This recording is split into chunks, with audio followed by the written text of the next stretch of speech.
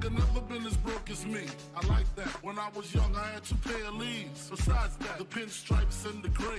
The one I wore on Mondays and Wednesdays. While niggas flirt, I'm sewing tigers on my shirt and alligators. You wanna see the inside? I see you later. Here come the drama. Oh, that's that nigga with the fake. Wow, why you punch me in my face? Stay in your place, play your position. Here come my intuition. Go in this nigga pocket, rob him while his friends watch it, and hoes clock it. Here comes respect. His crew's your crew, or they might be next. Look at they man eye, big man, they never try, so we roll with them. I stole with them, I mean loyalty. Niggas bought me milks at lunch, the milks with chocolate, the cookies, butter crunch, 88.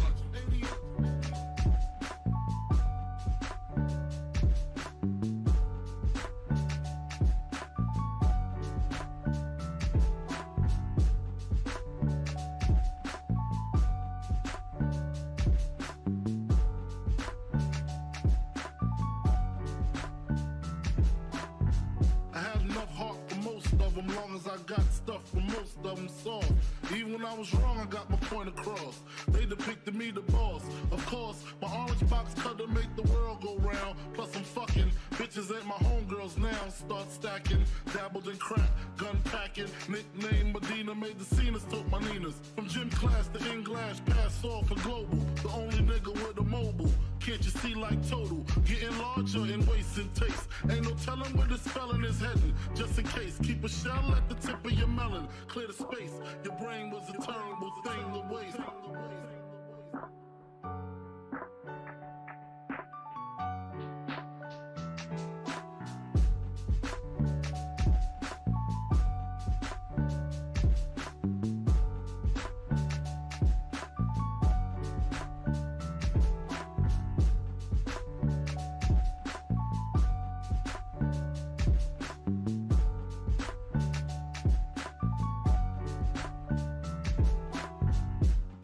Realizing to master enterprise and I ain't have to be in school by 10.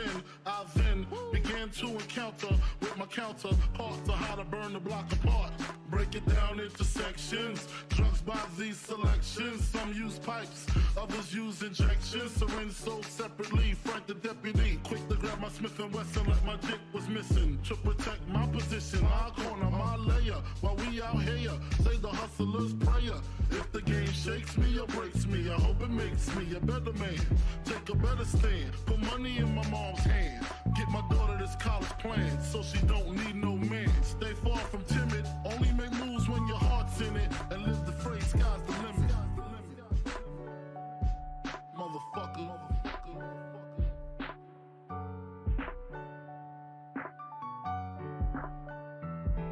88.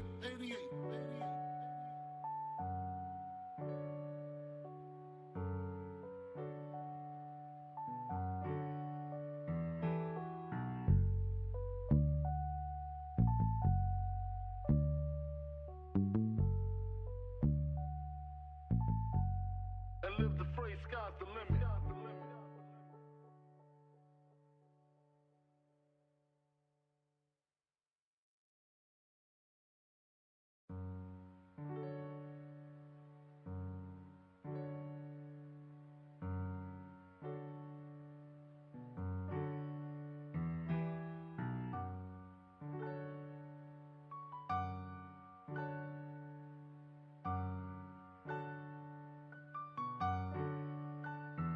Take a better stand, put money in my mom's hand. Get my daughter this college plan, so she don't need no man. Stay far from timid, only make moves when your heart's in it. And live the phrase, sky's the limit.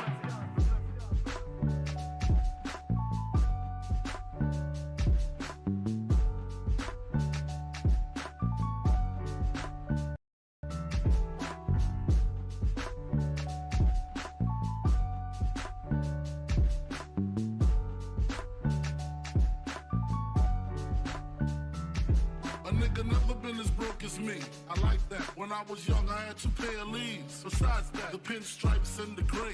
The one I wore on Mondays and Wednesdays. While niggas flirt, I'm sewing tigers on my shirt and alligators. You wanna see the inside?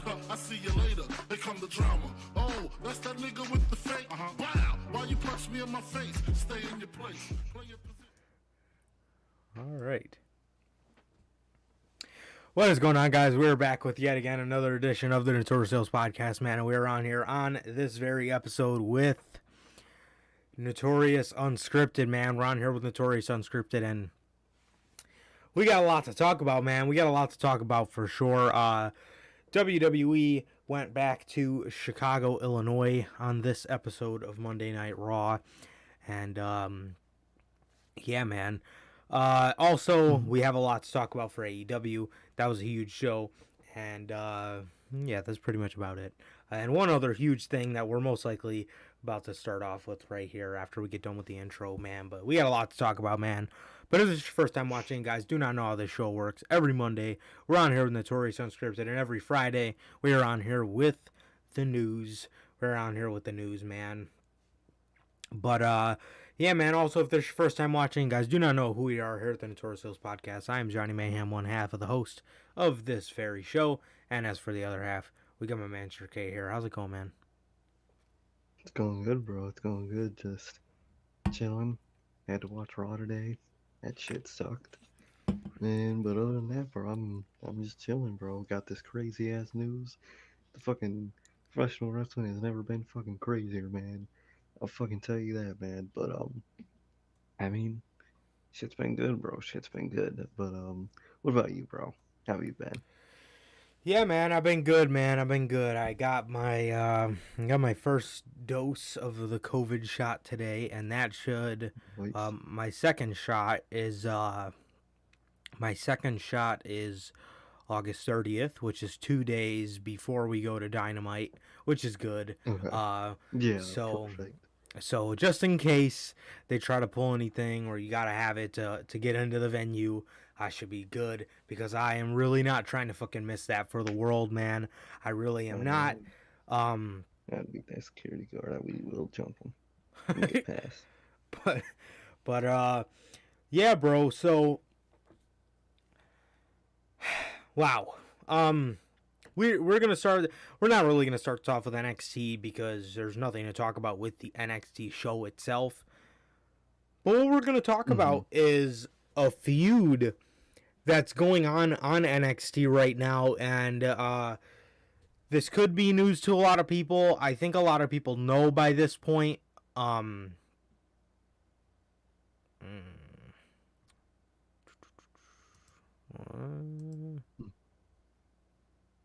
Says our stream health on YouTube is poor, but OBS is working fine.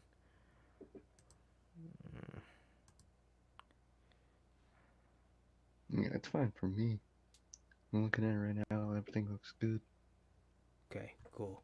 Yeah, it's working fine on OBS. I don't know what the issue is. But anyway, man. This could be news to a lot of people, but also for a lot of people, this, I'm pretty sure most of the wrestling world knows about this by now. Okay,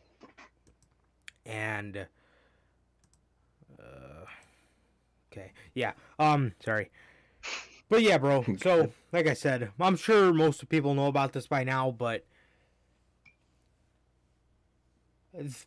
Jesus, this is just insane. Per Sean Ross Sapp, he is, you know what, let me pull it up like how we regularly do news. Listen, man. This is big shit. Yeah, real big shit. I don't want to get this wrong. Let's see.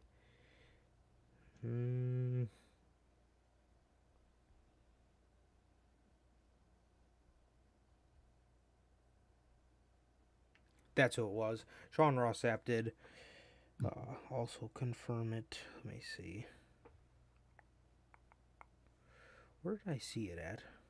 Was that on Twitter? I think so. Fightful. Yeah, it was all over Twitter. I remember it. Yeah, let me go to Sean Ross Sapp's Twitter.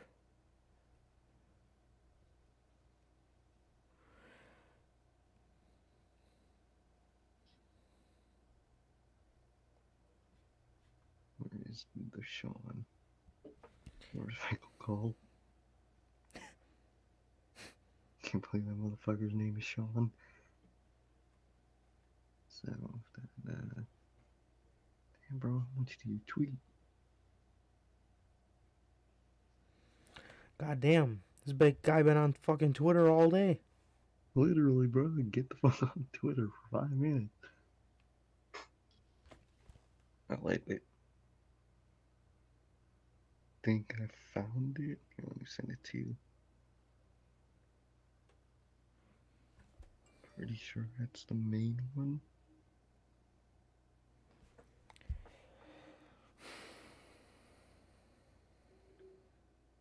Damn, still ain't had 24 hours yet. This motherfucker tweets every fucking 30 minutes.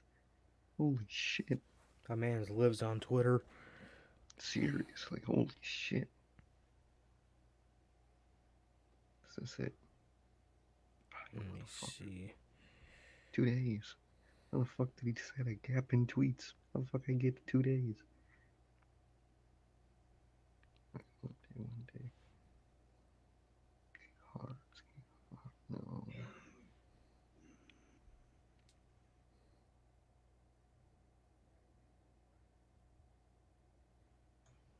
Alright, I think the one I sent you is the only one I can fucking find of it.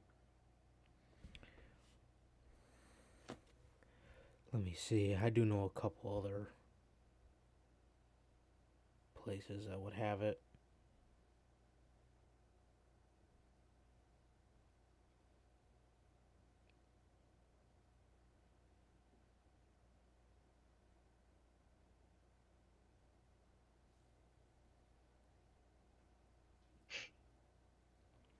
Okay, here we go. All right, here we go. I found it.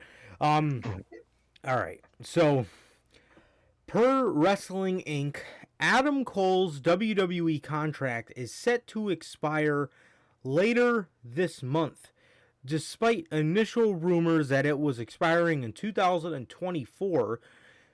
Fightful has added that it was actually up in early July.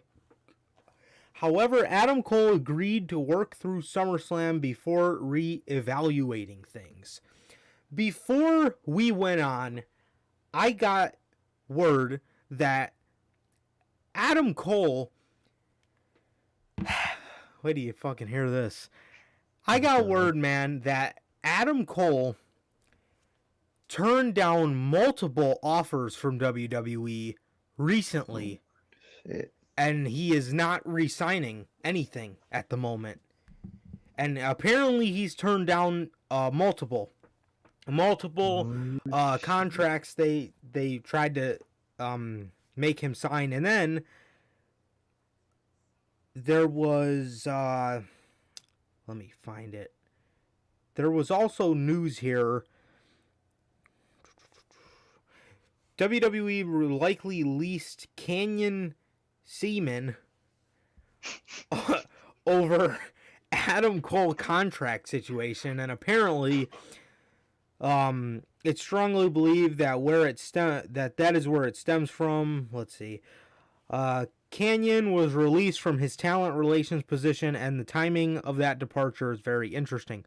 Brian Alvarez commented on the situation during the Wrestling Observer Live to provide some insights. It is strongly believed that is where it stems from. I'm pretty sure that the reason he was released because of the Adam Cole contract situation. And then before that, it says Adam Cole is in a very good situation in WWE right now because his contract was reportedly already expired. He agreed to an extension to work through SummerSlam, but Cole's next move is his to make. There is a belief in WWE that Adam Cole's WWE release was the cause for the company axing a longtime employee. And I don't know. I guess Canyon Seaman was not on his contract enough. I guess that's the only thing. That's the only thing I could think of. Story. When I first read it, I was like, did he make the contract shit? I guess. Talent relations, I'm assuming from what Jim Ross has said before, I know he used to be talent relations for WWE. I think they're the ones that are supposed to negotiate. And now we're hearing word that Cole turned down multiple offers, so I'm guessing whatever was put in his face he didn't like. Yeah. Or had to take one. Or there could have been nothing wrong with it. Adam Cole just might not want to be in WWE anymore. Why not? You know what I mean? They probably could have He offered would. him $10 million. I really don't think that matters to a guy like Adam Cole. I think Adam Cole definitely just wants to be happy. I think he wants to be with his friends. I think Adam Cole wants to be somewhere where he knows he can call home for a long time. I think he Exactly. thought that when he was going into NXT, but I think that's just he not how it realized panned now. out. Exactly. You know, It's changed, especially in the main roster. But shit. absolutely. Wow. But yeah, man, that was my news that I wanted to hear your live reaction on. Adam Cole turned down multiple contract offers from WWE, and first and foremost, again, I'm saying this for like the third time this week already, but what a time to be a wrestling fan, bro. Shit. The business has just been in such a slump when it comes to like just excitement like this. Exactly. Imagine Adam Cole in AEW. You know that's where they want. You know that's where they want him. And then I was watching BTE today, and I noticed he was in the intro. There was a little part in there where you could see Adam Cole in the intro of being the Elite, and I believe that's their newer intro. I don't really think it's one of their newer ones. Obviously, it still is kind of along the lines of what we used to see, but I don't ever remember them showing Adam Cole in the BTE No. intro before. But they show Adam Cole in the intro, and it's so quick. It's such a quick image, and it's you just see it and then it's gone, man. But Bruh. Oh, man. but let me tell you something, bro. You know, AEW is not passing up on a guy like Adam Cole. And if they are saving Daniel Bryan for Arthur Ashe Stadium, and if they are in New York, and if they are doing Punk at Rampage, and they took Hangman out of the spot for All Out, what's going to happen then? What's going to happen? This could possibly be it, bro. This could possibly be it. Wow. This is a huge developing story. And what do I think Adam Cole is going to do? Personally, I don't see him staying. I really don't. I think he knows by this point, all these people that are being released, all of his friends. I think he. I don't see him staying with WWE. I think he knows he's done all he can in NXT, and I think he knows it's time maybe for a change. And like I said, he could go be with his friends and be in AEW. I mean, he hangs out there all the time anyway, from what we know. We're always seeing clips of him fighting with Brody Lee's son and shit like that. But I think he knows he doesn't want to go up, and I also think he knows that the ceiling is only so high in NXT. And like I said, Adam Cole, a superstar of the caliber of Adam Cole, is looking for a place to call home. And I think NXT is such a ticking time bomb, the way they like to pull people up to the main roster. I think he just doesn't want to get to a point where that guy is eventually going to have to be him, and eventually he's going to be forced up to the main roster, and he's not going to have a thing to fucking say about it. And obviously then that's where his career goes downhill. NXT has not treated him bad at all, and I genuinely think he agreed to stay. I genuinely think he agreed to stay for an extra month to finish out the Kyle O'Reilly story is because he knows he wasn't treated bad. Personally, I feel that is his thank you gesture to Triple H in terms of, you did so well for me, now I will stay an extra month and finish out this storyline with O'Reilly and make him better off for it by the time I do leave. I think he's going. I think he's going, man. And I can't believe this, but I think this is another guy that's going to end up in AEW. I think he, you know, there's no way all his friends are going to pass up on him. He's definitely coming to AEW, bro. If he leaves WWE, there's only one place for him. Come on, bro. But yeah, man, this is awesome. This is awesome news. Truly, I am so excited for late 2021 AEW. Even now, you know. Yeah. Even now. It's crazy. But looking, how can I even say late? I mean, if Adam Cole's coming in, the earliest he can come in is the fucking Dynamite after SummerSlam, I believe. I don't know if it's still after SummerSlam or the end of August, but if it is the end of August, he could show up at that Dynamite we're going to be at.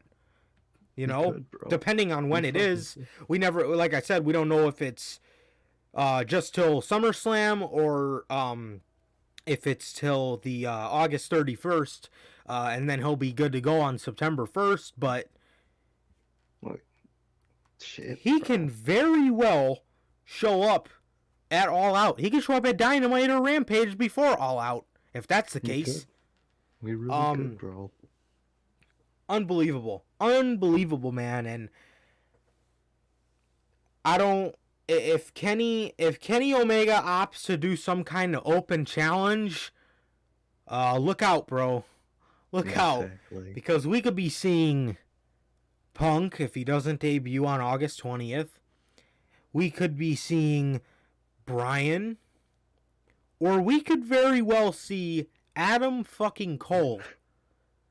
And then it gets even more petty because WWE were trying to trademark Adam Cole. They were like idiots. And I don't know if that's gonna go through. I don't if he's leaving.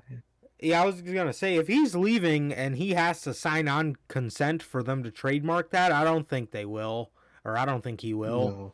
I think he knows. You know, I think he.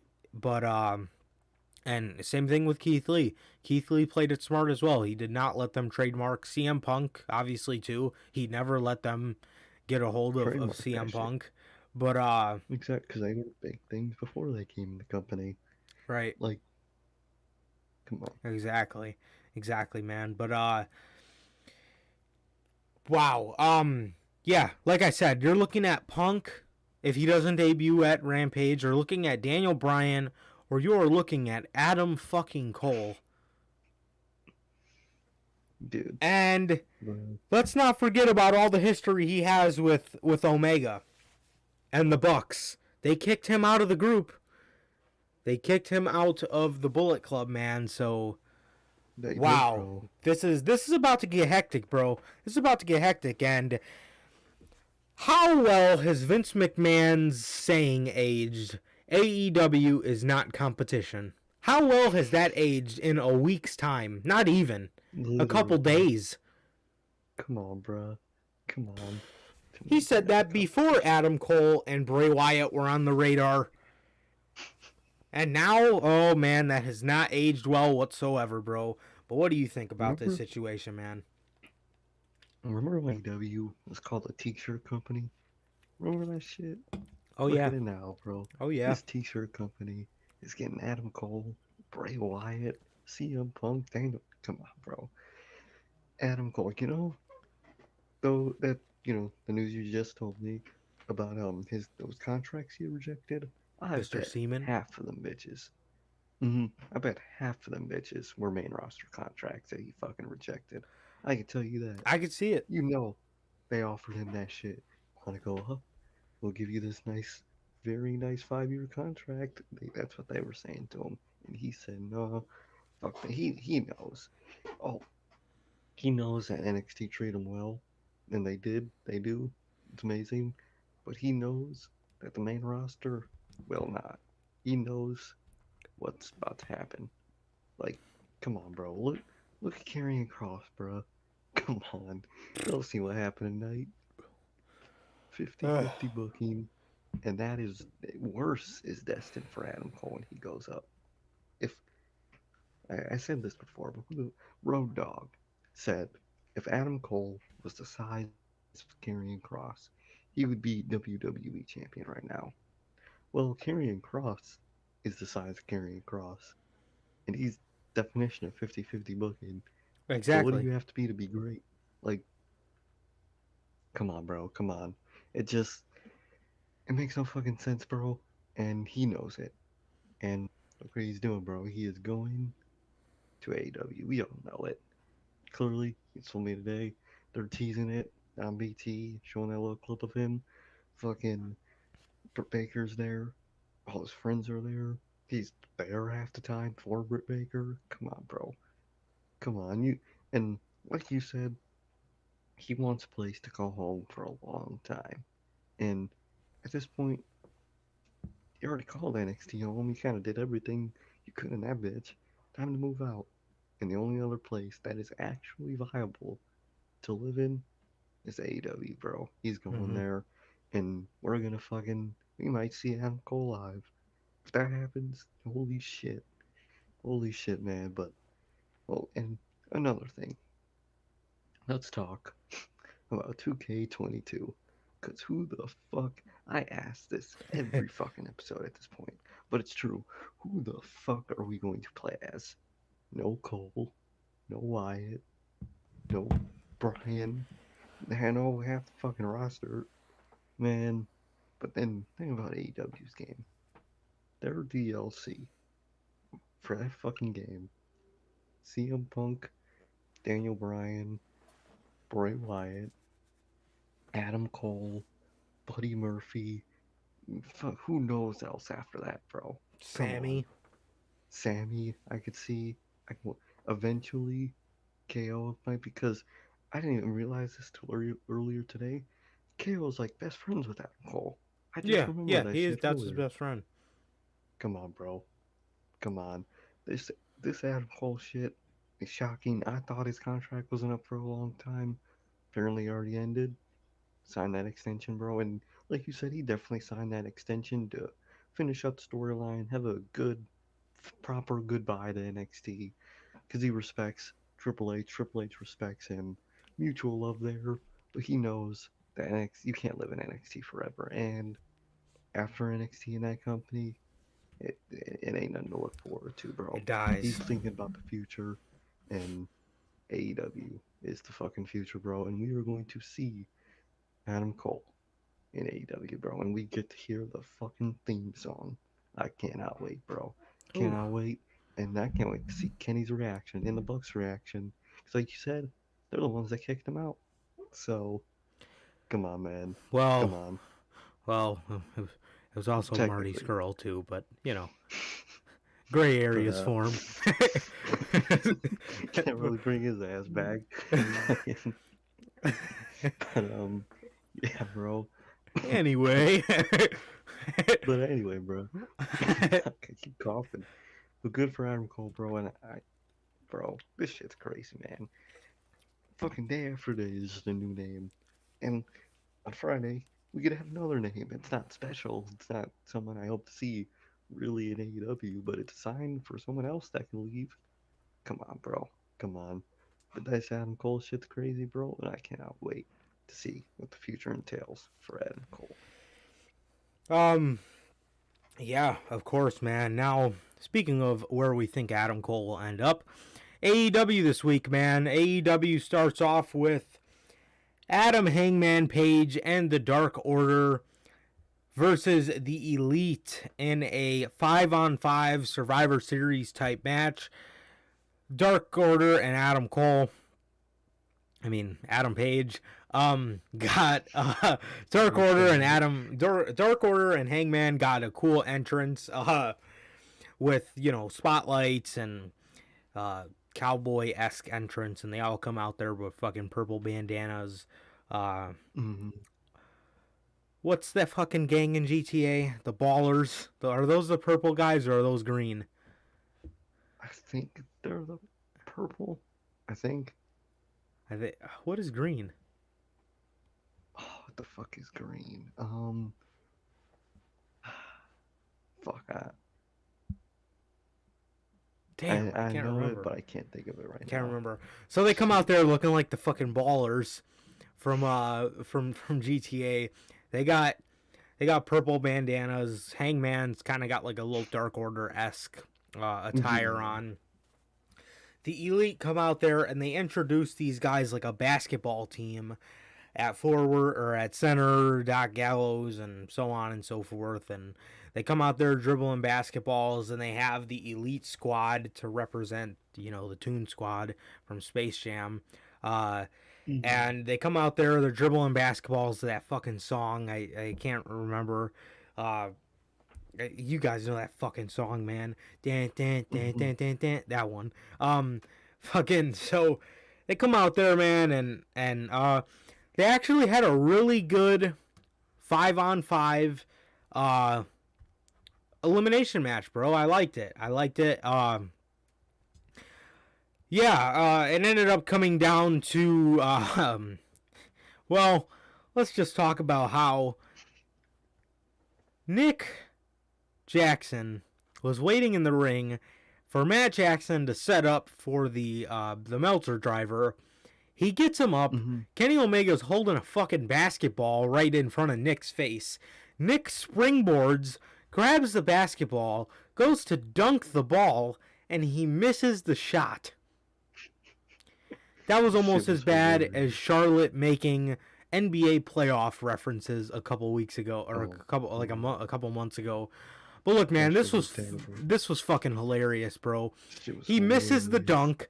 He obviously he connects with the Meltzer driver. He grabs the ball after he misses the dunk, and he dunks it, and he says to the camera, "That's what was supposed to happen."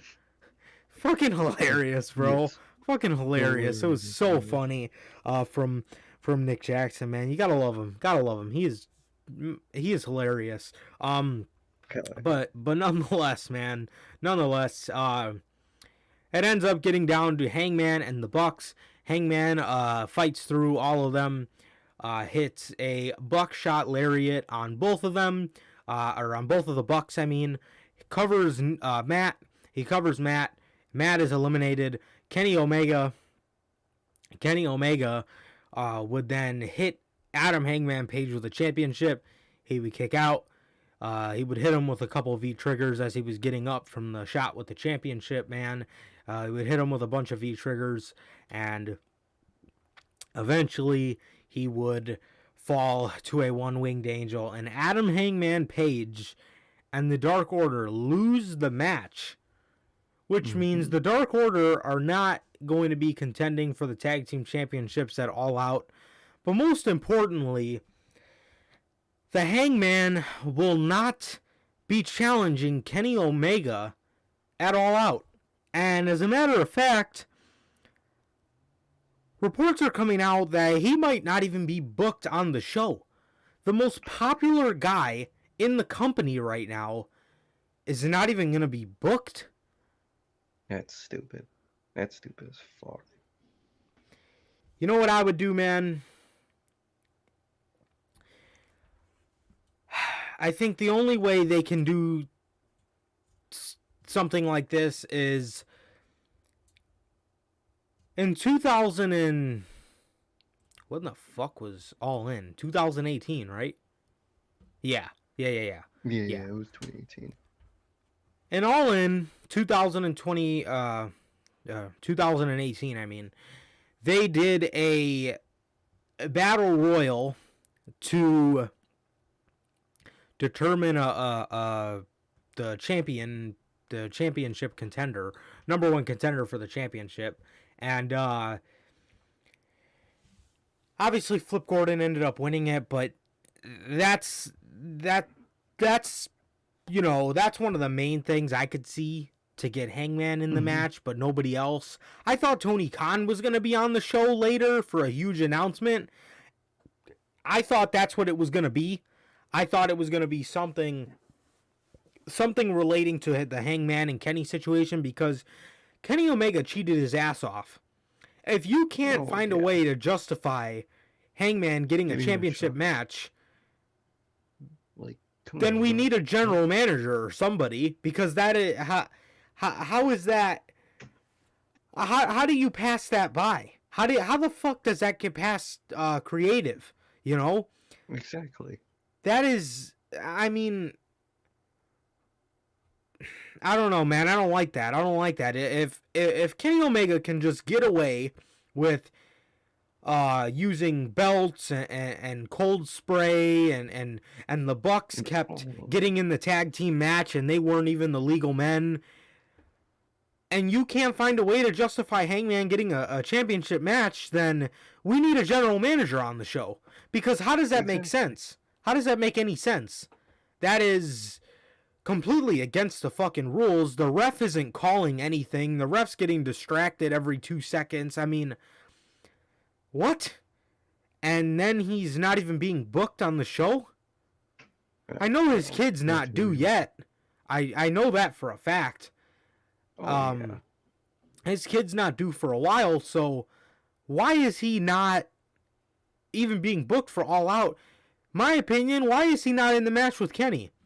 I am so excited to see how they play this off on Wednesday. I hope they do something where Hangman can get himself in the match. But like I said, most importantly, I think what we need to learn from this, if Hangman does not end up getting in that match, AEW needs some kind of general manager or authority figure like Regal, to where, I mean, he doesn't have to be like Adam Pearce, who comes out every other segment. He does not have to be like Shane McMahon.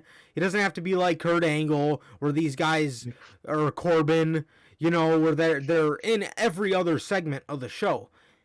A big situation like this, something that calls for Tony Khan to come out and put his foot down. Exactly. That's when he comes out. You know what I mean? Because there's no way Kenny should be able to get by scot-free like that. There's no way. Exactly. There's no... Doesn't make fucking sense. It does not make storyline sense. But like I said, one thing we need to take from all this is if Hangman does not get his match at All Out, AEW seriously needs to look into getting themselves a general manager. And they got a couple guys on their roster already that could be great GMs. You have Big Show, not really, but he's definitely one. Mark Henry would be great. Sting would be great, but they kind of already put him in a role. Christian would have been great too. They already kind of put him in a role too, but you got a couple guys, man, that can be a great GM, or since Cody Rhodes is so fucking against it, just make the goddamn general manager Tony Khan. Exactly, bro. And I understand Tony is not that good on the mic, but look at Corbin.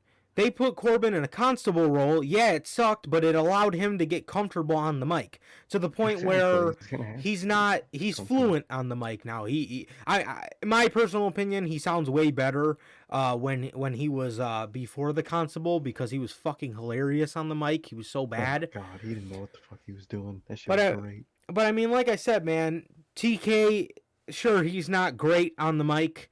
And that's going to happen. He's never been on a wrestling show before in front of millions of people.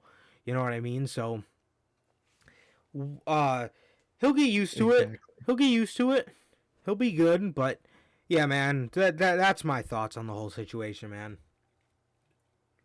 Exactly, bro. I mean, I don't know, bro. This shit.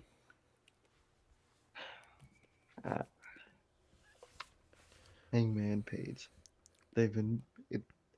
All Out's the anniversary of what happened at last year's All Out. And they fucked it up last year. Don't tell me we have to wait till next year to see the Hangman coronation. Come on, bro. You can't have Eddie hold the belt for that long. No. He's fucking, like you keep saying, he's injured. Do not keep working him injured. Exactly. That's not really good for anybody, especially your world champion. You can't protect him for that long, because if he's not at All Out and he's not winning at All Out, he definitely ain't doing it at Full Gear. The only other place he'll do it is fucking Double or Nothing, or fucking Revolution. I don't even think those two. What the fuck? How long do we have to wait for Hangman to be coronated, bro? I think we're gonna have to wait longer, to be honest. Because if you think about it, like, they put him with a Dark Order. He's happy now, blah, blah, blah. If he's not at All Out, he's not at All Out because they're gonna have to have him and their Dark Order break up. He's in another slump. Something helps him out of the slump again, and repeat and repeat and repeat. Come on, bro. Like, I love Hangman and I love the storyline, but like, you can't prolong it for that long. Mm-hmm. You can't do that, bro. And Mm-hmm. what happened in the match made no goddamn sense. I do not like that. Well, it's gonna be the aftermath of the match. How come Kenny gets to cheat all he wants, bro? And he's just gonna win? You know what I mean? He's gonna win in the end? Like, that makes no sense. Listen, I know Cody says, "Oh, the fans, or we shouldn't have a GM because the fans know that they're not actually a general." Like, bro, shut the fuck up. We know Regal, for the most part, isn't making matches. Do we care? Like, listen, we know a lot of shit about how the shit works, and sometimes we don't like when they try to pull a wool over our eyes. The thing is, with a GM, that's just a part of the business. Every fucking company has had GMs. Every brand has had GMs.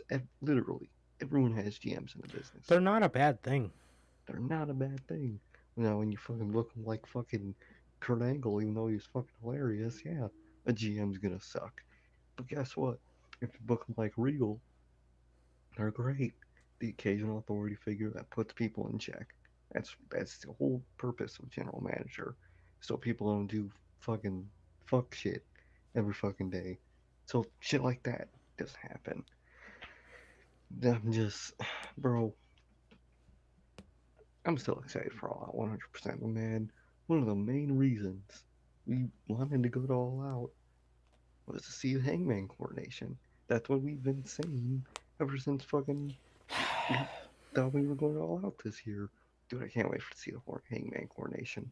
We're going to see the Hangman coordination. Are, are we not going to see it? What the fuck are we going to see? Come on, bro. Listen. Because if Kenny loses it at All Out, we know he's going to win it back one day. But that means they will have to change the storyline with Hangman Page to where Hangman doesn't get in the slump, gets out of the slump, wins the world title. He's happy again. Where it is going to be Hangman in the Dark Order for a decent minute until Kenny wins that thing again and he gets to go beat him and he gets sad again. I don't know, man. I don't know. Fuck, I'm losing my voice. So, but man, I don't like the way they're doing Hangman right now, bro. I wanted to see Hangman it all out. Stop And we might not prolonging get this, it. bro, because people are going to get tired of waiting. Exactly. Fans are gonna get tired real quick of waiting. Cause I'm low key already feeling that way. So just Yeah. fucking do it. I mean, Literally, hell, bro. Just we'd have been excited if this is how I would have booked it. Hangman gets rid of the Bucks. Hangman gets rid of the Bucks. Hangman comes so close to beating Kenny in that 5-on-5. He goes for a buckshot lariat. Kenny says, "Fuck this." Runs out of the ring. Says, "Fuck this. I'll see you at All Out. I'll figure it out then. I'll figure it out then." That's how I would have booked that. Hangman gets rid of the Bucks.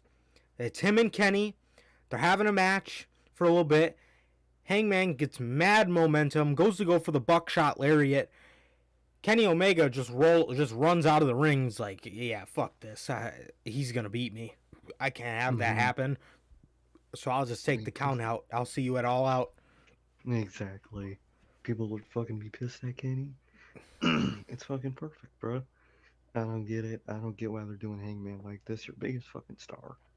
Literally your biggest star. You're not gonna have your biggest show probably of the fucking decade. Doesn't make sense to me, bro. Really does not. I don't get that shit. Nah. Nope. Yeah, man. Lance Archer had a defense against Hikuleo. I'm just gonna go over all the little stuff now. Thunder Rosa makes her official AEW debut as a contracted AEW superstar. Moxley teases huge at the Forbidden Door. He says that he sent over a long list back to Japan with a bunch of matches for them to sign over.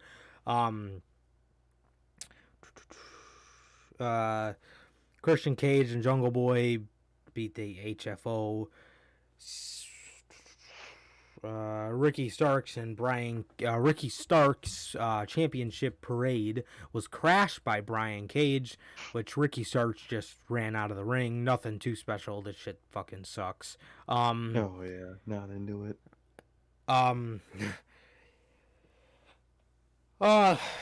Santana and Ortiz versus FTR. This match was so short, and I think we all knew why when a photo came out and you could see it on TV for a split second of what looks like Cash Wheeler's bone sticking out of his arm. That ain't good. That's not good at all. Obviously, they had to rush the match to an end. FTR picked up the victory. I'm assuming that was supposed to be the ending. I think they just had to rush to it. It really, really sucks that happened, bro, because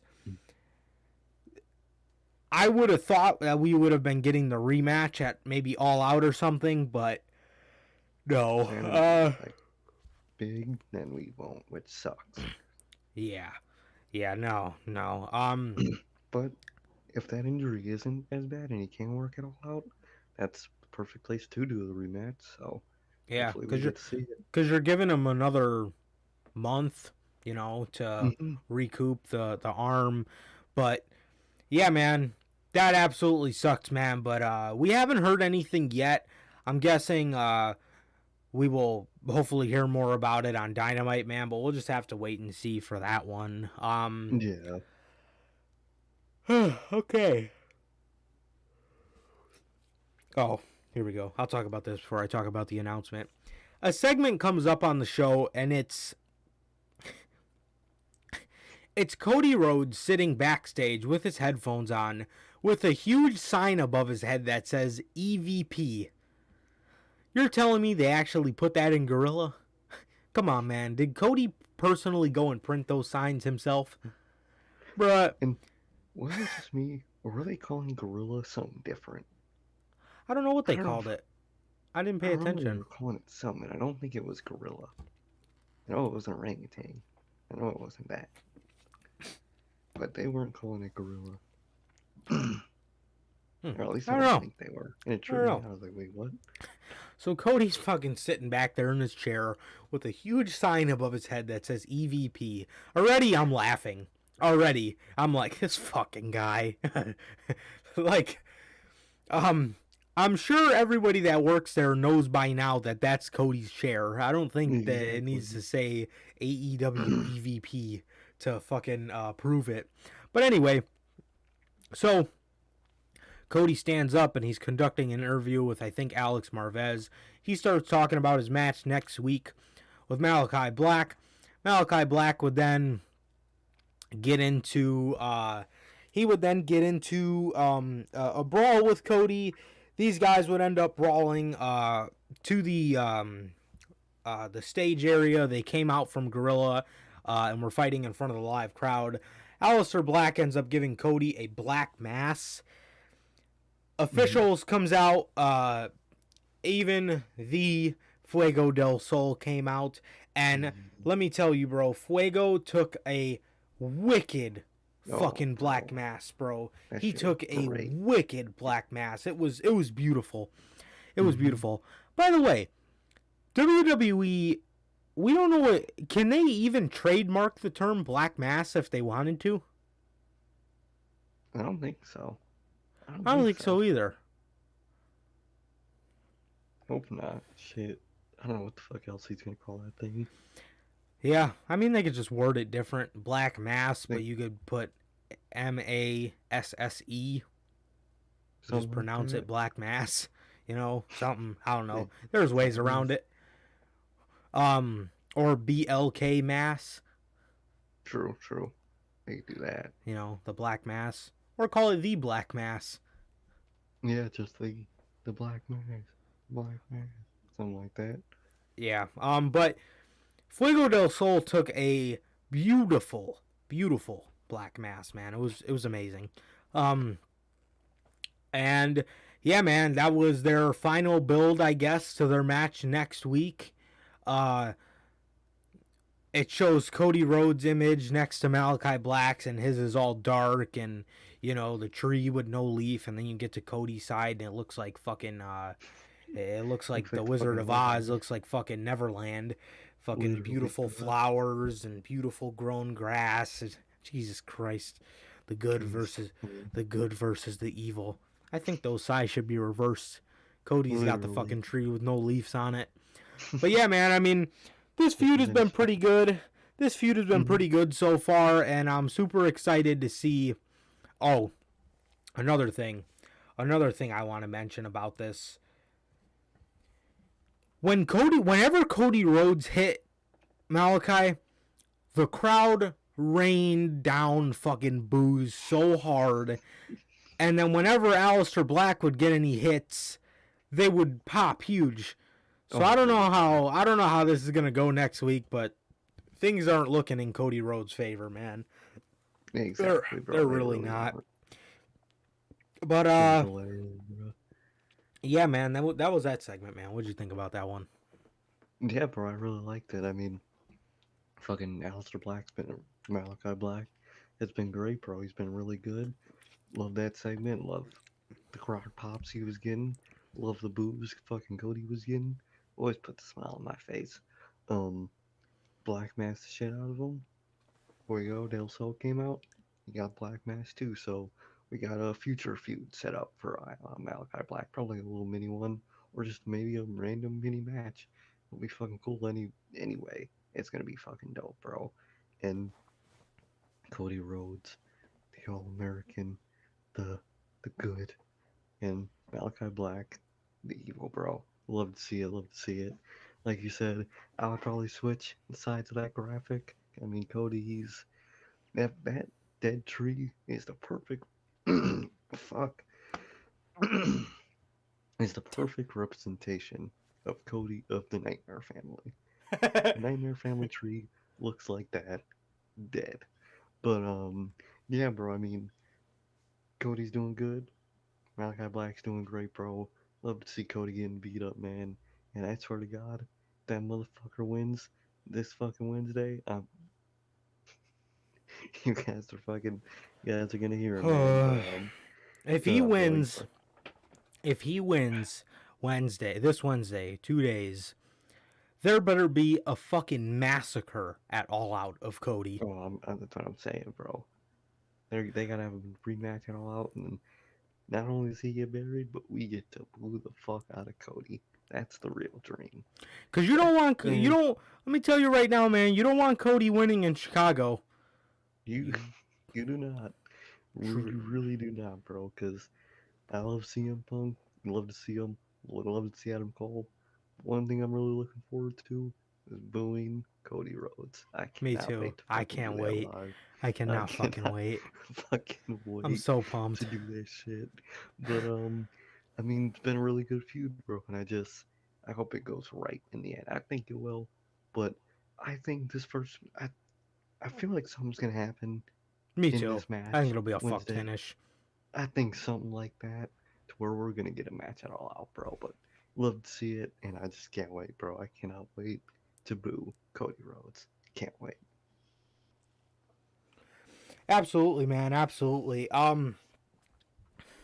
We get this huge, dramatic, fucking camera guy walking up the ramp, and it slowly comes to Tony Schiavone, and he's standing there, and I'm like, okay. And he's like, and he announces, per Tony Khan. Tony Khan obviously was not here on the show, but Tony Schiavone, I'm I'm sure Tony was there, but he did not actually appear to give the announcement. Yeah. He announces that AEW Rampage are going to have the second edition of the show, and it is going to be the first dance from the United Center in Chicago, Illinois. Man. Real weird. So, I wake up to news this morning that AEW Rampage for Chicago August 20th is completely sold out. Now, if I look up Rampage on my phone, look at all the blue. Doesn't really look sold out to me, and it definitely looks like United Center pricing for the tickets. The 100 level are $150 a piece. Right. Shit. We paid $160 for All Out. What the fuck would make you think I would pay $150 for Rampage? Now, granted, most of these people are probably paying to see CM Punk debut, which is great. But I mean, if you go to the 200 level, they're definitely more reasonably priced. The cheapest you could find them for the 200 level is $92. That's not bad seats, but you know. But like you were saying last night, bro, it's a 1 hour show. What? Come on, bro. I ain't going to see a 1 hour show. I'm not paying all that for Rampage. I'm just not. No. I could see All Out. All Out, I could see $250 a ticket. Easy. I can see it. You know, around there, and I'll pay it because it's All Out. I'm seeing huge title matches, possibly some title changes. I'm seeing this and that. But, you know, I mean, what the hell is going to happen on Rampage other than a CM Punk debut that I'm going to pay $160 to sit there for? You know? And if CM Punk doesn't come out and you pay $160 to do what? To do what? Watch a bunch of fucking dark matches?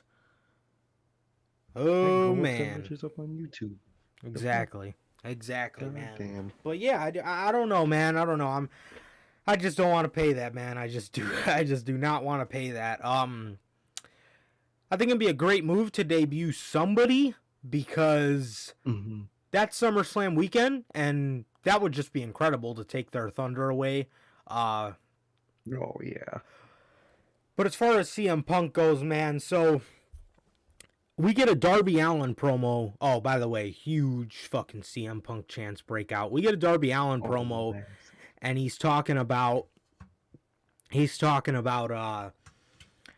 I stepped into I've met so many men that claim to be the greatest, and then he said he can't wait to go back to Chicago, and there's only one way to prove you're the best, and that is right here in AEW. And then he said, even if you think you are the best in the world. Okay, very blatant. I mean, unless it's fucking Shane McMahon, I don't know where the swerve comes in here, but okay. Was that them basically confirming that CM Punk is going to be in the United Center? I don't know, because AEW does this thing, man. They like to take you on that emotional ride. They love it. They love it, man. And CM Punk hasn't said anything that was anti-pro wrestling recently. Actually, speaking of CM Punk posting shit, did you see his Instagram stories today? He posted Soldier Field and White Sox Stadium, right? Which, I mean, those aren't the stadiums, but they're still stadiums in Chicago. Right. And why the fuck else would he be posting that? Come on, guys. Let me look it up, actually. Let me see these images again.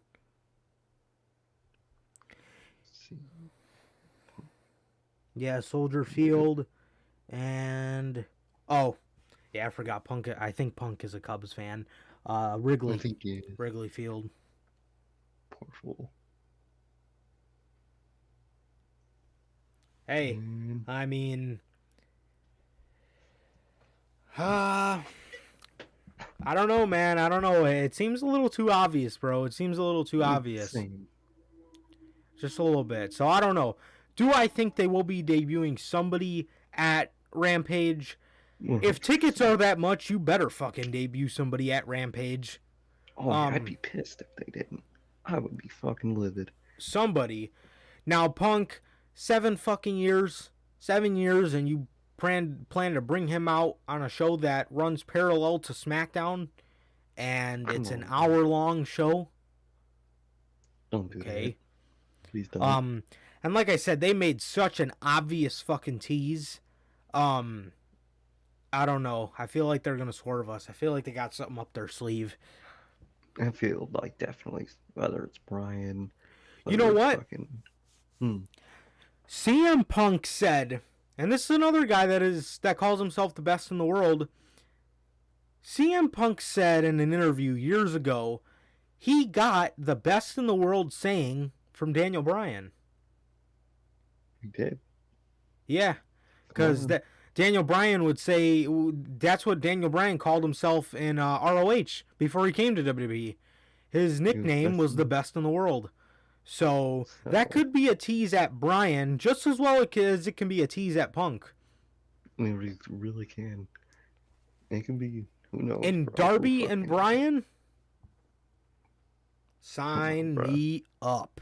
Sign me the fuck up. CM Punk could, for all we know, CM Punk could be hyping us up for the Daniel Bryan debut. We could. He fucking could. He's that type of guy. And, he really is. You know, people will say, oh, well, they gave Chicago a debut. They might not, they might hold off on debut till they leave Chicago. That's where they pull the swerve. You have Punk come out at All Out.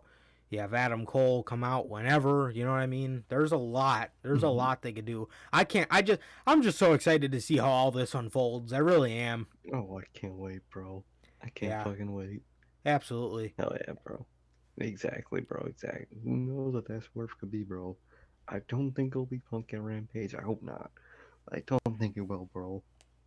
Because they're teasing it too hard. A little bit. AEW loves to troll. You know what I mean? They fucking love that shit. So, I can 100% see it being Brian. Bless you. Thank you. 100% could see it being Brian. And that would pop the fuck out of people. Can he still do the yes chants out of that company? I don't think so, right? I don't think so, but the people will. The people will. People will. But he will. He can do the yeah chants. Yeah. Yeah. That shit would go crazy, bro. It's like the fucking raid chant. Most useless fucking chant in the world. Raid. Bro. Fucking raid. Man. Daniel Bryan, that would be a dope swerve. CM Punk, I wouldn't do it at Rampage, but there you go, man. But man, that was some heavy ass teasing from fucking AEW with that Darby Allin part, man. And they announced the first dance. Yes, the first dance. They announced that, and that was the announcement. They were saying prior, like a couple weeks ago and shit, when they first announced that Tony Khan was gonna make an announcement, they said it was like about a live show or something. That I remember they said that before. Oh, so did they? that's what I was. That's what I was expecting. I forgot how they worded it, but like Tony Khan next week with the live something announcement, something about a show. So I knew it was gonna be something about a show. I just didn't know it was gonna be something like that, man. But there you go. What city is Rampage in All Out Weekend? Chicago. Oh, it is. It's that one. Mm-hmm. Okay, I didn't know. But it's not in the United Center. Like the one we passed up on, the one that sits between All Out and Dynamite, is in the Sears Center. Oh, okay. So they're gonna have 2 Rampages in Chicago. Right.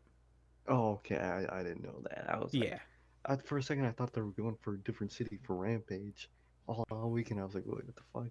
It's stupid," but that makes fucking sense, man. Well, man, who knows how they're gonna play this out? But I just can't wait to see it. And no matter what, we're seeing something live. So can't wait to fucking see who it is, bro. But shit's been crazy. Wrestling world has never been fucking crazier at this point. Fucking CM Punk, Daniel Bryan, Bray Wyatt, Adam Cole. Who's next, bro? Who's fucking next? Probably fucking Keithley. But who fucking knows, man? I hope it's Keithley. But Never know. shit's crazy, bro. And I can't wait to see how this all unfolds, bro. It's gonna be crazy. Yeah, man. What is it? Moving on. Just the last thing about Dynamite. We get a pretty good death match or no rules match between Nick Gage and Chris Jericho. Nick Gage had a great showing. Aside from him throwing up his fucking gang signs every 5 seconds, it was fucking hilarious. But yeah, man, it was a sight to see this dude every 2 seconds throwing up his. Every time he hit a move, he threw his shit up. Like, bro, that shit had me cracking up. He's doing it in his entrance. Love it. I fucking love that shit. Hilarious, bro, hilarious. But he comes out and he has a pretty good match with Chris Jericho. He ends up getting a Frankensteiner off the top rope through glass, and then he would get hit with a Judas effect. And that was pretty much it. He beat the shit out of Chris Jericho. So much so to the point where WWE is trying to take domino ads away from AEW Dynamite. And why would you do that if they weren't competition? You know how bad that's gonna piss off Tony Khan, and you know he's gonna come back. You know he's gonna come back. Oh yeah. You know, because WWE is that bullshit petty, but Tony Khan is that, oh, you fuck with me, I'm gonna be petty now, and Tony Khan's gonna do some shit now. So who knows what fucking shot he's gonna make? And Tony Khan will be petty in the form of, now my show's really gonna kick your ass. You know, now my talent is really going to kick your ass. And I kept forgetting to say this all weekend, man, but the reason AEW stands out amongst any competitor WWE has ever had is because AEW doesn't really give a shit about being a WWE competitor. No. As a matter of fact, they want to shy away from everything WWE does wrong. Exactly. So for people that try to call AEW... So, for people that say, oh, AEW is just trying to be WCW, oh, AEW is just trying too hard to be competition, they are competition, but not for the reasons you think. They're not competition because they're gunning for the top spot. They're gunning to be better than WWE. No, they're doing shit in professional wrestling that's never been done before. When have you ever heard about this much talent going to AEW? You know what I mean? Obviously, Bray Wyatt and Adam Cole is just us fantasizing, but even without them, Punk, Bryan, everybody's going nuts. Aleister Black, Andrade Cien Almas. Exactly. That pizza cutter shit last week. Fucking for like 3 days, bro. That's what all people were posting about, bro. Fucking Nick Gage, fucking Dominoes, fucking Blue Ribbon. I keep seeing their fucking AEW marks. Nobody has this reaction to WWE. What the fucking brand, besides fucking Brazzers, is joking around with WWE? I mean, WWE doesn't even acknowledge that shit back. They hate that shit. Come on, bro. Come on. Ain't nobody talk about WWE outside of John Cena, The Rock, Stone Cold, Randy Orton. Did I say Rey Mysterio already? I don't think so. His ass. And probably like one other. Nobody talks about that fucking company. Who the fuck is gonna go and talk about Bianca Belair? Who's gonna go and gonna talk about fucking Ricochet? Who the fuck? Like, no one's gonna talk about them. Well, people are out here talking about Orange Cassidy. They're talking about Nick fucking Gage. fucking pizza cutter in his head. Fucking Chris Jericho's head. Come on, bro. Ain't nobody talking about wrestling like when they do the AEW, bro. It's just how it is. Yeah. Yeah, man, absolutely. Yeah, I mean, AEW is a step ahead of them, and it's because they don't really give a shit what they do. They don't, because AEW is way different than WWE. Way different. So, what makes them stand out as a competitor is they're not trying to compete. They really aren't. No. Their shows are way different. WWE show looks like a fucking Broadway musical. It's shot so goddamn beautifully. But who the fuck wants to watch wrestling like that? I want my wrestling to be dark, gritty. I want there to be some edge. I don't want to look like I'm watching a fucking Broadway musical. It's shot with fucking 8K cameras. It's so fucking beautifully shot. The lighting. Everything's clean. Like, bro, I don't want to watch this laser in my fucking face. I'm watching Raw. I'm not at the fucking club. Like, bro, I'm not at the fucking strip club. Why the fuck are there lasers in my goddamn face? I'm trying to watch a match. Like, no, I can't do that shit, bro. Literally. Yeah, I mean, AEW's just in a league of their own, and that's what makes them stand out as competition. But the fact that they haven't tried to be competition is what makes them the best competition. It's because they really don't give a fuck about WWE's model. They are giving us wrestling that we've been asking for a long time. What made NXT so cool? The darkness, the grittiness, the edginess, the rock and roll feel of NXT. Exactly. You know what I mean? That's what AEW is doing right now. And like I said, the fact that they don't give a shit about being competitors makes them the best competitors. Because they are doing things that WWE would never do. They are. They're really. WWE ever put a guy like Nick fucking Gage in a main event of TV? No. Especially with the shit he does. That shit would have never flown in this company, in WWE. But guess what? AEW, they fucking did it, and it was fucking amazing. Come on, and it got people talking about the company outside of wrestling. MDK all day. Bro. Hell yeah, bro. Fucking Nick Gage. Fucking hilarious, bro. Just throw shit up. The whole fucking match. I love it. Just throwing his shit up all night on national television. Just fucking 20 minutes straight, just throwing his shit up every 2 seconds. But but yeah, man, like I said, that is what makes them stand out above all else. As WWE's as a competitor to WWE. It's because they don't care. They don't care about WWE's model. You know what I mean? The only reason they're signing so many ex-WWE people is because how do you pass up on people like that? If I'm Tony Khan and I'm trying to run a fucking successful wrestling business, am I passing up on Daniel Bryan, Bray Wyatt, CM Punk? Well, CM Punk's been gone so long, you can't even really throw his name in that hat. Bray Wyatt, Adam Cole, Bryan, Black, Andrade. How the fuck? I mean, think, people. Fucking think. How do you pass up on? If you're in Tony Khan's shoes, you let those people walk. You let them go elsewhere. Okay.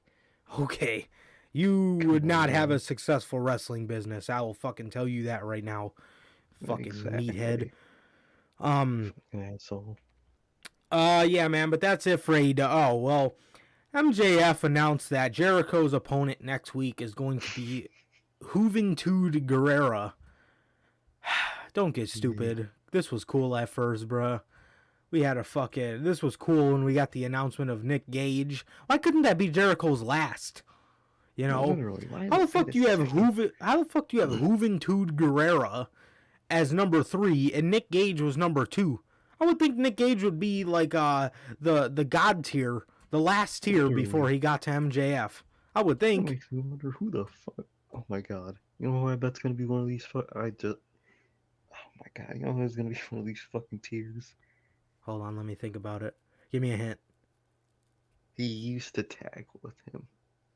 Paul White? Yep. Big Show is gonna be one of the Oh, bro. And Jericho just was talking about how he's gonna. Oh, bro. We're gonna have to see fucking Paul White in the ring. God fucking damn it. Oh, man, what's the fucking other ones? Who else are you gonna drag out his past? You can't do KO. Who the fuck else are you gonna do? You can't do AJ. Who the fuck are you gonna do? I would love to see either of those two, but we're not. Right. Come on, bro. Tanahashi, one of those guys he beat in New Japan for the Intercontinental title. I would maybe think one of them.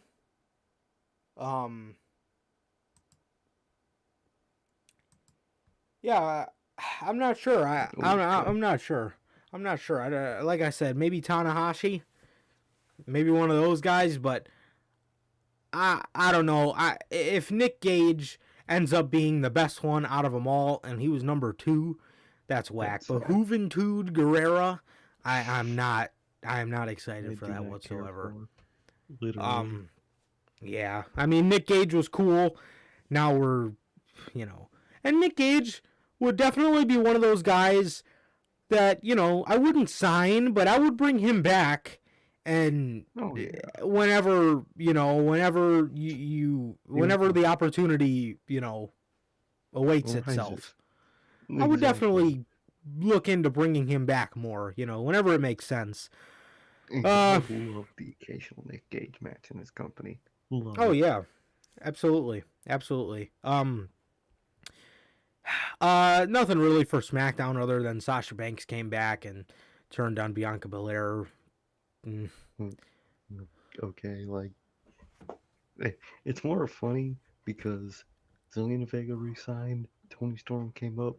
Neither of them are gonna have a title match at SummerSlam. Got your ass. Goddamn. Yeah, but Sasha Banks, I don't know. I guess they're trying to pull out all the stops for SummerSlam, man. And I mean, she's back. I don't really know what she's gonna be doing, but I mean, it's gonna be good to see her back. But are we gonna have Bianca Belair lose and just continue the 50-50 booking, or is Sasha gonna lose again? I don't know, man. I don't know. But as for Monday Night Raw, God, I love Chicago, man. Oh man. As soon as the fucking show starts, CM Punk chants break out. And I'm like, oh man. Before they went live. And I'm like, oh God, this is gonna be interesting. MVP and Bobby Lashley come out there and they're cutting a promo on Goldberg. And it's clearly obvious that Lashley's gonna accept his invitation. MVP, I love this part, even though they kind of disappointed me when he made his entrance, but MVP says, I know you guys can't wait to see Goldberg, and everybody just fucking booed. But then as soon as his music hits, everybody starts chanting Goldberg. I don't understand it. I don't understand this shit, man. But, dude, I think the first Goldberg chants were real, but these ones, they were not real. Because did you hear that shit during McIntyre's entrance? When they... Okay.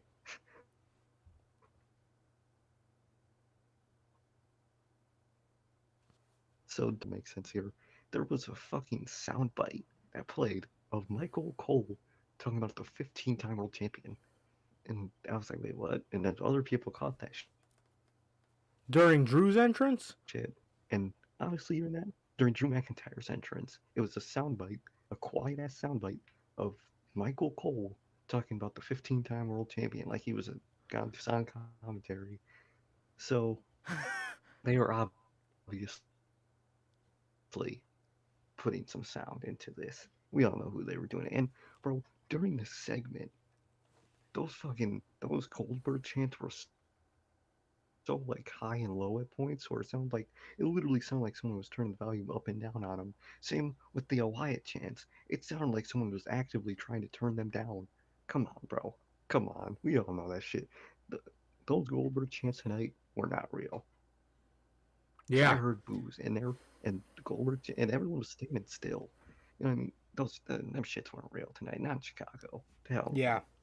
Yeah, because when MVP originally said, oh, I know you guys are excited to see Goldberg, they booed the shit out of him. And then exactly. I could also hear fake noises in Nikki Cross. When she first came out in the main event, fucking like Fucking cheers. sucking. But then Mhm. but then as she started walking, you could hear a fucking pen drop in the goddamn Yep. arena. You can hear, and then if you looked at all the people, nobody was They were just moving. Like just dead. they were editing But the sound yeah, hard. I noticed Yeah, that with the put on Goldberg sound. ones too. They kept getting high and low and high and low and high and low. I kept noticing that.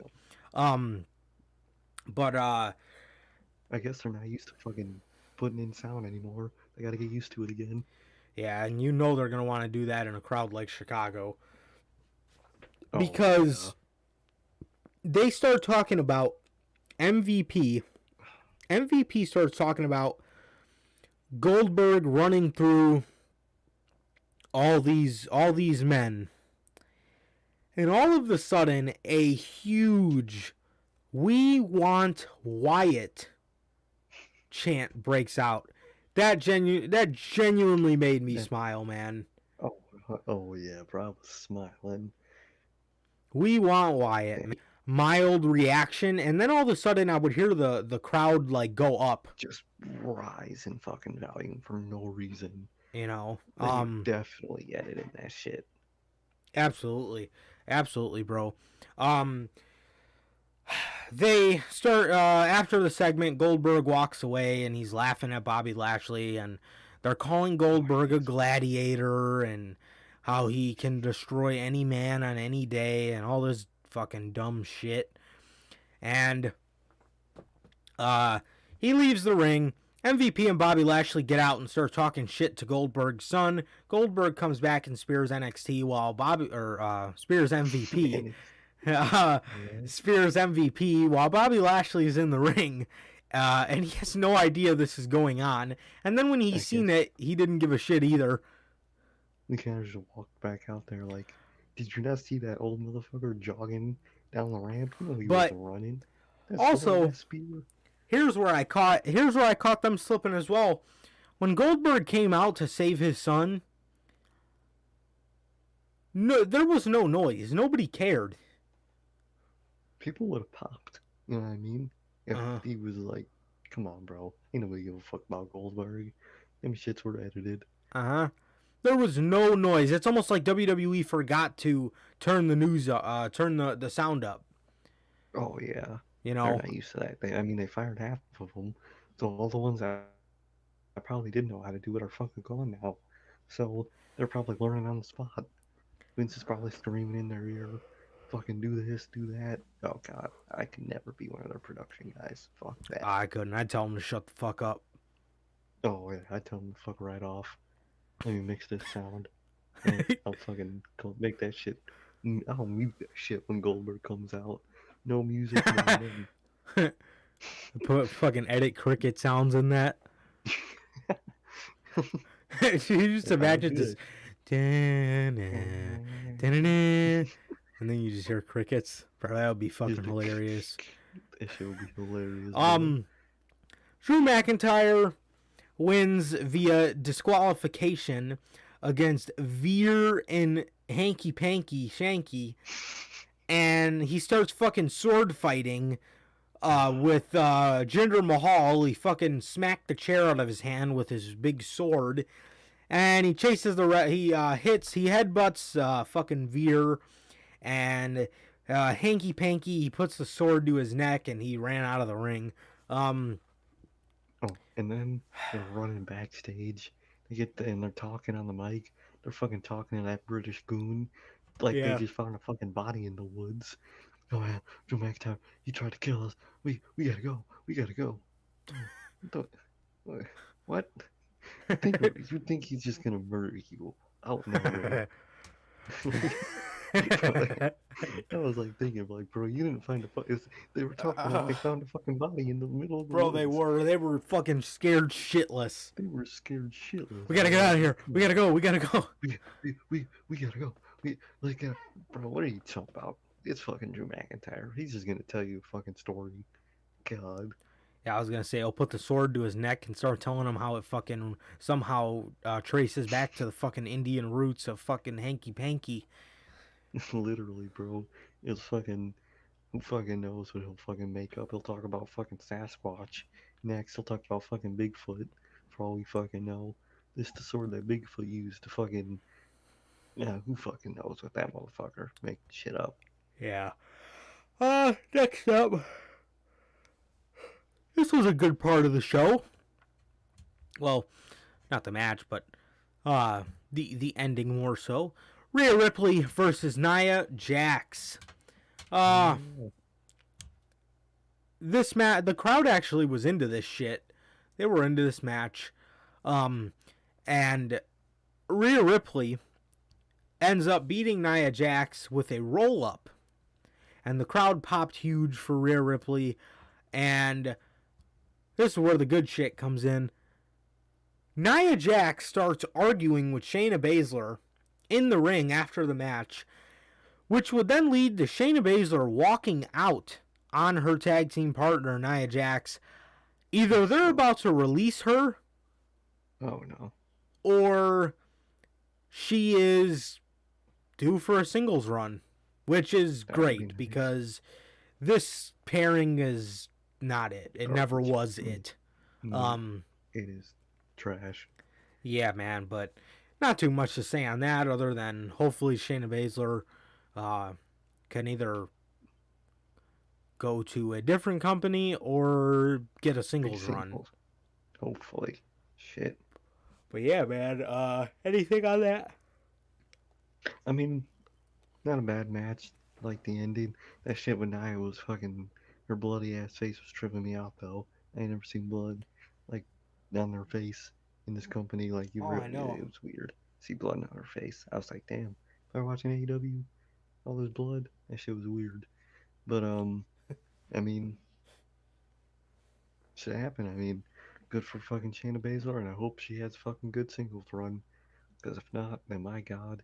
Because also what I could see them taking Shayna off TV and just having Nia as a singles. I could totally fucking see that. Because they hate Shayna. Yeah, for fucking some reason. I don't get it, but they fucking do. Probably because Ronda hasn't gotten back and doesn't look like she is going to.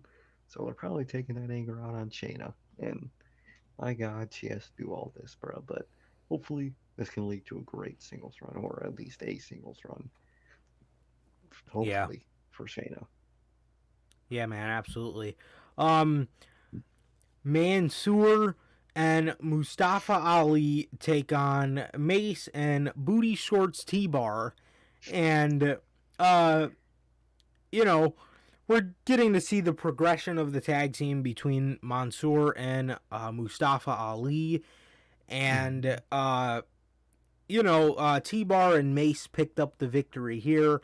And after the match, Mustafa Ali pushed Mansoor out of the way to stop the attack from Mace and T-Bar. And he took their finisher, and that was it. Mace and T-Bar are fucking garbage, bro. Fucking Bro, they trash. suck. Why is this Oh shit my still God. a thing? Literally. Fucking last week they were talking about jungle and shit. Talking about fucking dudes' asses and shit. Bro, what are they doing, man? Just get rid of the whole T-Bar Mace paint and just let them be them. I want to see Dijakovic, bro. That's all I want to see. And the best part is you can just see the unhappiness on Dijakovic's face. You could just see it. Oh, you fucking see it on that motherfucker's face. Absolutely. Abso-fucking-lutely, man. Charlotte Flair announces that her and Nikki ASH, or Nikki Trash, are going to have a no-holds-barred match later in the night. Tamina defeats Doudrop. Didn't something happen with Alexa Bliss? Yes, man. Okay, so we get her not Funhouse, her fucking playground segment. Yeah. Discount Funhouse. She's fucking talking with Lily on the swing set about how Lily inspired serial killers or something. She influenced fucking Ted Bundy and she was just saying some shit. And then Dewdrop comes out behind, whoops her ass. Eva Marie comes out, says I some thought that was fucking later in shit the about- night. No, I thought that what you meant you were talking about right here. Oh no, didn't the reason Doudrop lost was because Alexa Bliss she was on the Titantron or something? To be honest, I wasn't paying attention to that match that much, so Yeah, I because really don't know. yeah, it was this match because she ended up paying a tribute to Wyatt. Oh, She put her gloves to her ears and was like moving her head around. oh wow, I didn't even catch that. I wasn't even paying attention. Yeah, she had a little tribute to Bray, and yeah, Doudrop ended up losing the match. Nobody cares. We got a Miz TV segment that ended up leading to Damian Priest and John Morrison, which ended up leading to Damian Priest and Rick O'Shea versus Sheamus and John Morrison, and Ricochet and Damian Priest pick up the victory. Who fucking gives a shit? No, that segment was just not it, bro. Dripstick, fucking. all that Did you catch the end of Riddle and Omos? I did not. I had to go get my food. The end of the match. Fuck, what the fuck happened? Well, Amos won. Yeah, he won. He kind of just beat up Matt Riddle and won, and he got him. He got him like he fucking said something. Oh, I forgot what the fuck. It was like a generic big guy promo. But it was. What the fuck? The fuck did that motherfucker say? He said something about something. That's all I know. Hold on. No Orton, no Styles? Neither of them. Fucking. And weren't we supposed to get Orton like last week or something? It was supposed to just be this remember that. episode. Yeah, nothing of Orton, nothing of AJ, just Omos and Matt Riddle, and Matt Riddle is lost, and Omos just said a generic big guy promo after the match. That was literally it.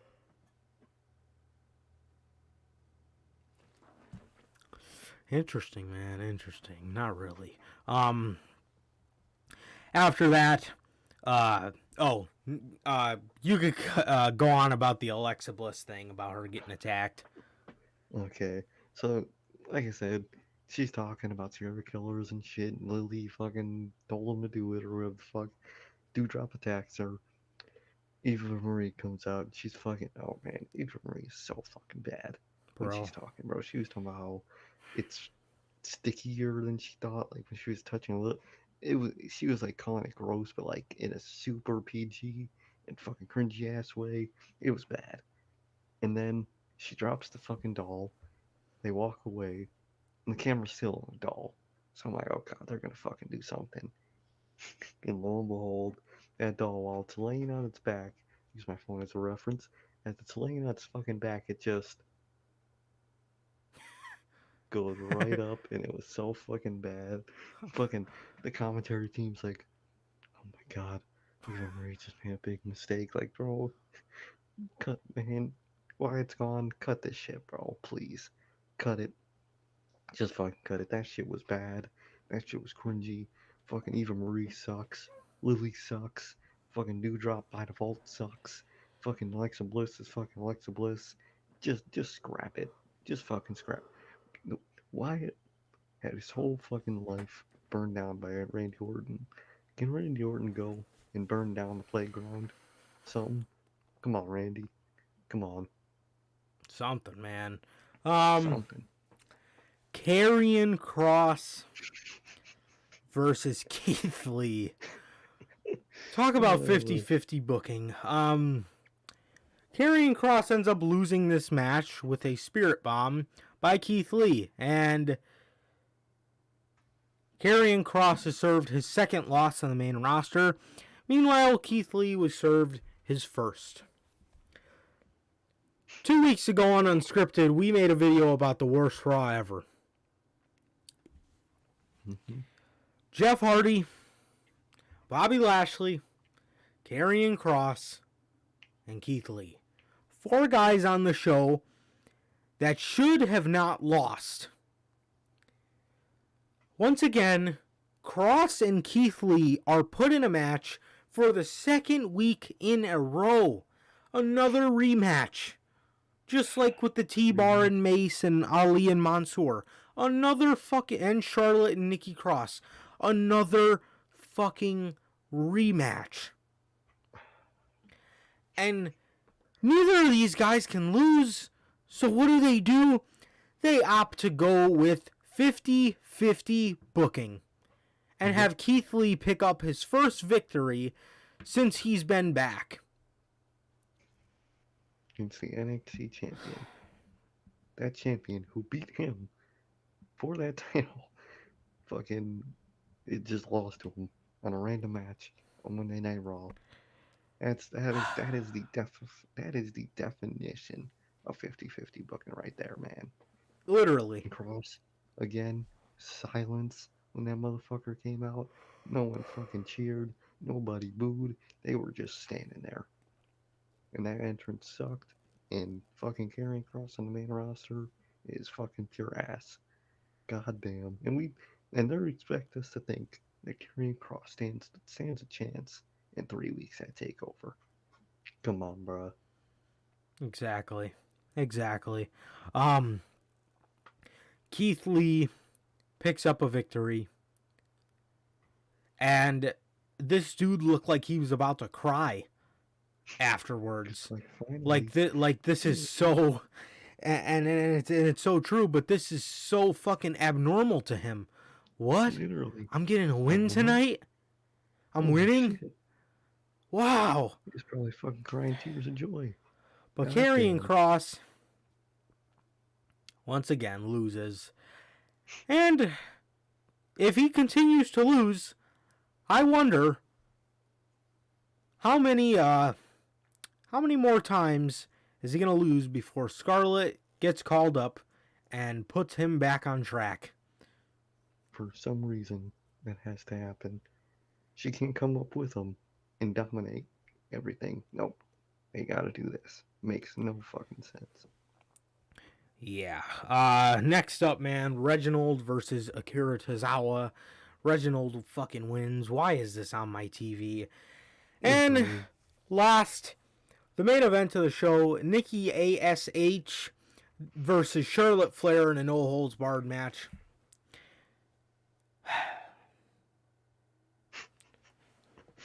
I barely even paid attention to the match. I really didn't either. All I remember is the crowd popping when Charlotte pulled the table out, and then I remember her power bombing her through the announce table. Mm-hmm. There was also a spot where real quick, that Damian Priest match, you know what I noticed? They called his finisher the Reckoning. Really? They did not call it Hit the Lights. I don't know if they fucked up or they actually changed it back. Hopefully they changed it back. Shit. Talking about Hit the Lights.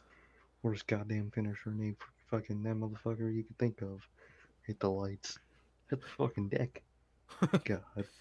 It's a deck. Yeah, man, but there's a table in the corner. Charlotte goes to run at Nikki Cross, and she is, standing in front of it. She moves. Mm-hmm. Charlotte goes crashing through the table, and I forgot what she used to win the match. Was it the flying crossbody? I think it was. I really wasn't paying attention, but I think it was. Here. Let's see. I remember I just looked over and she won. Yeah, so that's what it was. That's what it fucking was. It was Randy Orton's middle rope DDT, but she spinned. She spun. Yeah, okay. I get you. She spun and connected with it, and that is what she used to beat Charlotte Flair. Ladies and gentlemen, isn't it so weird? This comes on the day when Ric Flair is released from his WWE contract. Charlotte loses clean to Nikki ASH. Oh, man. Come on, man. Come on, bro. I think it's time to come. They are fucking her over so bad. Mm-hmm. This is so unlike them, especially with Charlotte. Oh Charlotte, man. Yeah. So, I think it's time to come, bro. Really think it is. I think it is too, and maybe Charlotte can actually prove something then, because Exactly. in WWE, Insufferable. she is insufferable. She's still horrible. I'm not gonna sit here and She say still sucks. she's the greatest ever because she could possibly be going to AEW. I'm not gonna switch my fucking tone. I think she's fucking horrible. But Oh, she maybe fucking in sucks. AEW she can actually prove that she is not whatever this Charlotte Flair is. Exactly. You know, but yeah, man. Nikki Cross, clean victory over Charlotte Flair, bruh. Oh, What man. kind of fucking world are we living in? God. My God. That is... I don't even know what to say at that point. Nikki Cross fucking sucks. She comes out... Bro, did you see that backstage segment where she was running back and forth and it was going Bro. pew, pew, pew, I was thinking pew? about that. I was like, bro, this is our only champion right now. This dumbass in that Bro. fucking costume is running back and forth, happy as shit, just like, bro, that shit was, that shit pissed me. That was worse than the match. And they Seeing put that shit. fucking flash sound effects every time she stopped. Pew! Like, bitch, you ain't that fast. You better hurry the fuck up. The Better fuck? hurry your ass up. Oh, bro, now I say it, I remember hating that shit. I rolled my eyes so hard when that shit I was happened. looking at the shit because I'm like, because The fuck the is she doing? first time it went pew, I was like, the hell was that? And then it kept happening, and then I noticed it was every time she stopped, and I was like, are you fucking kidding me right now? Are they playing fucking She's a superhero. flash sound effects? The fuck? She is a Pew! superhero. God. Get the fuck Fucking out of here. garbage, bro. She's That running is 2 garbage. feet back and forth. That's how she warms up for her match. You better go eat a Literally. goddamn protein bar. What the fuck you running 2 feet for? The fuck? Them little ass runs. Hey, what the hell that gonna do? Come on, bro. Yeah, And no, she that- wins. And according to this YouTube video, Nikki Ash proved her worth against Charlotte Flair. You know what she proved? She sucks. That's this gimmick. That's what she fucking proved. This, Garbage ass shit. how the fuck do you look at this and think women's champ? I would That's rather so have the sad. women's title on fucking Natalia. I would. I 100% would, bro. And Talia sucks. You know what I But mean? at least she's not. At least, even though she plays, At least she wrestler, knows how at to least wrestle. She plays wrestler. Exactly. At least she's playing wrestler and not fucking superhero. Oh man, can't fucking stand Nikki Cross. Worst thing in wrestling. Absolutely. Right now, 100%. Absolutely. But I guess that is going to do it for Notorious Unscripted, man. That is everything we had to cover, man. So, without any further ado, it has been a pleasure for my Johnny Mayhem. And it's okay. And that is going to do it for this edition of Notorious Unscripted, guys. Thank you once again for tuning in to the episode, man. And like I said, man, please like, comment, and subscribe. And we will see you guys on Friday with the news. Unless we have to make another breaking news because WWE releases another huge name. But according to the time of this recording, man, we will see you guys on Friday with the news. Peace.